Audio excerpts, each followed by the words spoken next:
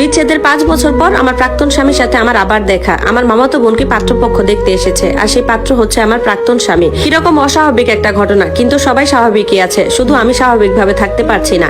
এই মুহূর্তে সে আমার সামনে বসে আছে আর আমি দরজার আড়ালে। বিচ্ছেদের 5 বছর পর আমার প্রাক্তন স্বামীর সাথে আমার আবার দেখা হয়েছে। মামি বললেন, সোনিয়া দেখাই তো রুহি রেডি হয়েছে নাকি। মামির কথা শুনে আমার ঘোর কাটলো। রুহি আমার মামাতো বোন, যাকে আজ দেখতে এসেছে। আমি বুঝলাম না আমার সাথে হচ্ছেটা কি, মামি এত স্বাভাবিক আছে কিভাবে।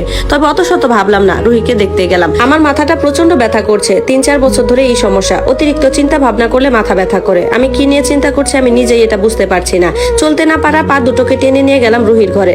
রুহি কাজল কালো চোখ দুটো ভালোভাবে দেখে নিয়ে সোনিয়ার অশান্ত চেহারাটা দেখে মুচকি হাসলো। তারপর নিজেকে শান্ত রেখে বলল, ডাকতে এসেছো আপু? হ্যাঁ, তুই রেডি থাকলে চল। আমি তো রেডি, চলো তুমি। রুহিকে নিয়ে যখন ড্রয়িং রুমের দরজার সামনে এসে দাঁড়ালাম, তখন আমার বুকটা টিপ টিপ করছিল। নিজেকে যতটা সম্ভব শান্ত রাখার চেষ্টা করে রুহির পাশাপাশি হেঁটে গিয়ে সোফায় বসলাম।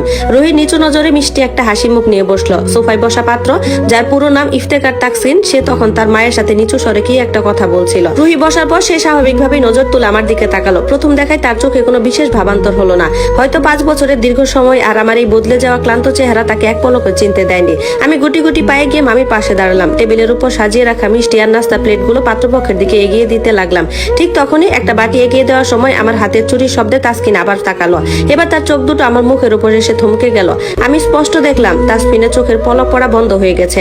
তার চেনা সেই চঞ্চল চোখ দুটো আচমকা কুচকে গেল, যেন সে নিজের চোখকেও বিশ্বাস করতে পারছে না। প্রথমে অবিশ্বাস, তারপর এক তীব্র বিস্ময় তার পুরো মুখে ছড়িয়ে পড়লো। সে এক দৃষ্টিতে আমার দিকে তাকিয়ে রইল। তার সেই চাউনিতে কি ছিল? বিস্ময়, অপরাধ বোধ, নাকি পুরনো কোনো অধিকার বোধ, তা আমি জানি না। আমি শুধু নিজের কাঁপতে থাকা হাত দুটোকে শক্ত করে ধরে মামির শাড়ির আঁচলের আড়ালে লুকিয়ে ফেললাম। এরই মধ্যে তাসফিনের মা তুহিনা বেগম এবং তাদের সাথে আসা আরো 2-3 জন আত্মীয় রুহিকে নিয়ে ব্যস্ত হয়ে পড়লেন। তুহিনা বেগম রুহির দিকে তাকিয়ে অত্যন্ত স্নেহমাখা গলায় বললেন, পড়াশোনা টুকটাক ঘরকন্নার কাজ নিয়ে কিছু সাধারণ প্রশ্ন করতে লাগলেন। রুহিও খুব শান্ত আর ভদ্রভাবে একে একে সব প্রশ্নের উত্তর দিচ্ছিল। পুরো ড্রয়িং রুমে তখন এক উৎসব মুখর পরিবেশ। শুধু আমার আর তাসফিনের মাঝখানে বাতাসটা যেন জমে বরফ হয়ে গিয়েছিল। তাসফিন সবার কথার মাঝেও বারবার আর চোখে আমার দিকেই তাকিয়েছিল, যা আমার অস্বস্তি আর মাথার যন্ত্রণা দুটোই দ্বিগুণ বাড়িয়ে দিচ্ছিল। কিছুক্ষণ পর তুহিনা বেগম হাসি মুখে মামির দিকে তাকিয়ে বলেন, ভাবি, আজকালকার ছেলে মেয়েরা তো আবার নিজেদের মধ্যে একটু কথা না বললে পিয়াস মেটে না, তো তা ওদের দুজনকে একটু আলাদা কথা বলার সুযোগ দেওয়া যায়? মামি অত্যন্ত খুশি হয়ে মাথা নাড়ালেন। তারপর আমার দিকে তাকিয়ে বলেন, সোনিয়া, তুমি তাসফিন আর রুহিকে পাশের ওই ছোট রুমটায় নিয়ে যাও তো, একটু বসতে দাও ওখানে।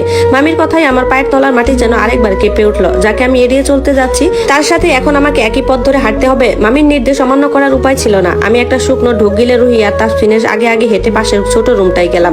ঘরটা বেশ পরিপাটি। আমি জানালার পাশে গিয়ে জড়সড় হয়ে দাঁড়িয়ে রইলাম, যেন আমি এই ঘরের কোনো জড় বস্তু। রুহি গিয়ে খাটের এক কোণে বসলো। তাসফিন ঘরে ঢুকে একটু ইতস্তত করে রুহির মুখোমুখি একটা চেয়ারে বসলো।